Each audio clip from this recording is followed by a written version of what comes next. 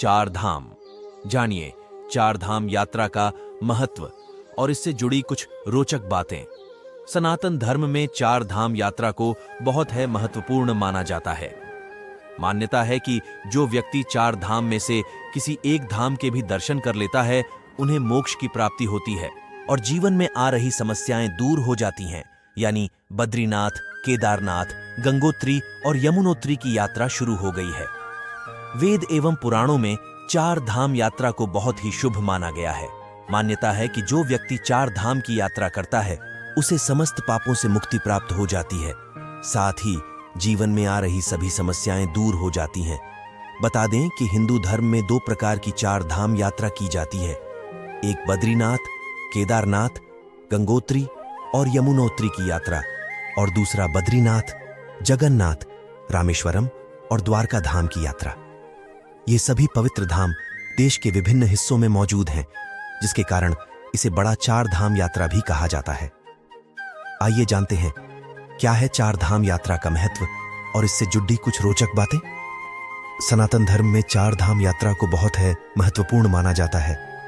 मान्यता है कि जो व्यक्ति चार धाम में से किसी एक धाम के भी दर्शन कर लेता है, उन्हें मोक्ष की प्राप्ति होती है और जीवन में आ रही समस्याएं दूर हो जाती हैं। यानी बद्रीनाथ, केदारनाथ, गंगोत्री और यमुनोत्री की यात्रा शुरू हो गई है। वेद एवं पुराणों में चार धाम यात्रा को बहुत ही शुभ माना गया है।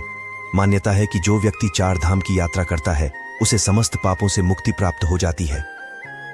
साथ ही जीवन में आ रही सभी समस्याएं दूर हो जाती हैं। बता दें कि हिंदू धर्म में दो प्रकार की चार धाम यात्रा की जाती है। एक बद्रीनाथ, केदारनाथ, गंगोत्री और यमुनोत्री की यात्रा, और दूसरा बद्रीनाथ, जगन्नाथ, रामेश्वरम और द्वारका धाम की यात्रा। यह सभी पवित्र धाम देश के विभिन्न हिस्सों में मौजूद हैं, जिसके कारण इसे बड़ा चार धाम यात्रा भी कहा जाता है। आइए जानते हैं क्या है चार धाम यात्रा का महत्व और इससे जुड़ी कुछ रोचक बातें। धार्मिक मान्यताओं के अनुसार बद्रीनाथ धाम को सृष्टि का 8वां वैकुंठ भी कहा जाता है। यहां भगवान विष्णु 6 महीने विश्राम करने के लिए आते हैं। साथ ही केदारनाथ धाम में भगवान शंकर विश्राम करते हैं। केदारनाथ में 2 पर्वत हैं जिन्हें नर और नारायण नाम से जाना जाता है। वह भगवान विष्णु के 24 अवतारों में से हैं। माना यह भी जाता है कि केदारनाथ धाम के दर्शन के बाद ही बद्रीनाथ धाम के दर्शन किए जाते हैं। ऐसा करने से ही पूजा का पूर्ण फल प्राप्त होता है। शास्त्रों में बताया गया है कि चार धाम यात्रा करने से व्यक्ति को जीवन और मरण के चक्र से मुक्ति प्राप्त हो जाती है। एक कहावत यह भी कहा गया है कि जो व्यक्ति एक बार भी बद्रीनाथ के दर्शन करता है, उसे उदर यानी गर्भ में नहीं जाना पड़ता है, लेना पड़ता है।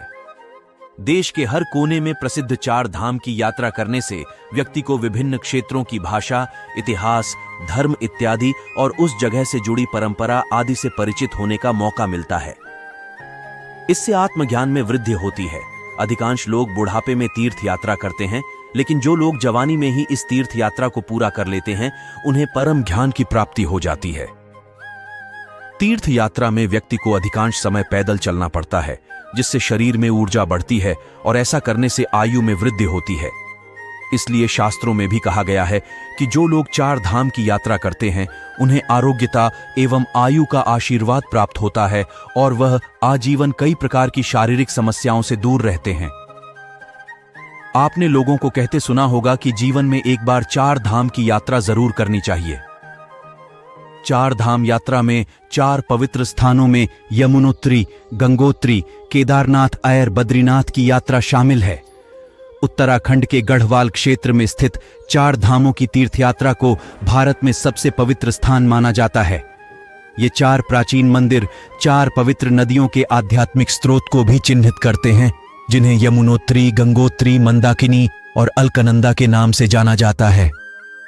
ज्यादातर भक्तों ने उत्तराखंड की चार धाम यात्रा की होगी, लेकिन ऐसे बहुत कम लोग हैं जो इन विचित्र मंदिरों की सच्चाई से परिचित होंगे।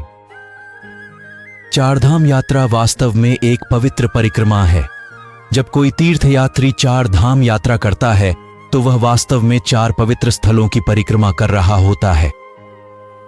यह यात्रा उत्तराखंड के सबसे पश्चिमी मंदिर यमुनोत्री से शुरू होती है और फिर गंगोत्री बढ़ती है। उसके बाद केदारनाथ और अंत में बद्रीनाथ मंदिर जाती है।